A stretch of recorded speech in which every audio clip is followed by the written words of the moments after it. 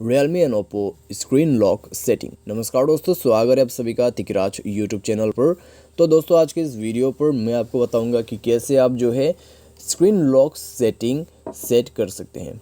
ठीक है, screen lock setting दोस्तों आप जब अपने फ़ोन को अनलॉक करते हैं तब आपके स्क्रीन पर आपको लॉक मिल जाएगा। ठीक है, तो ये उसी का सेटिंग है। तो अगर आपको स्क्रीन लॉक सेटिंग करना नहीं आते तो आज की इस वीडियो को आप पूरा ज़रूर देखें। मैं आपको शो करके बताऊंगा यहाँ पे किस तरीके से आपको स्क्रीन लॉक सेटिंग सेट करना है।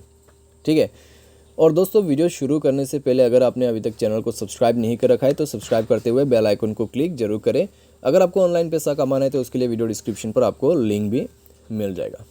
तो चलिए दोस्तों वीडियो को शुरू करते हैं और देखते हैं स्क्रीन लॉक सेटिंग हम कैसे सेट कर सकते हैं। सबसे पहला ऑप्शन दोस्तों आपको सेटिंग ओपन करना है एंड देन आपको यहाँ पे थोड़ा सा नीचे जाना है। नीचे की तरफ आपको मिलेगा फिंगरप्रिंट, फेस एंड पासवर्ड। तो यहाँ पर जाते हुए आपको मिलेगा सेट लॉक स्क्रीन पासवर्ड। ठीक है, तो आपको यहाँ पर क्लिक कर देना है और 5 सेकंड के लिए वेट करना है।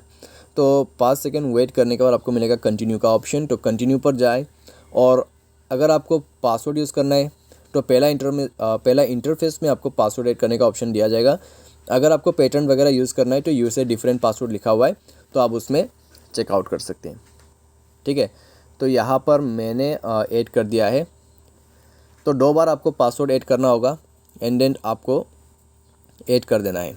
ठीक है, तो सारे साथ दोस्तों यहाँ पर मैं फिंगरप्रिंट भी ऐड कर दे रहा हूँ, आप देख सकते हैं। तो फिंगरप्रिंट भी ऐड हो चुका है और हमारा पासवर्ड भी सेट हो चुका है।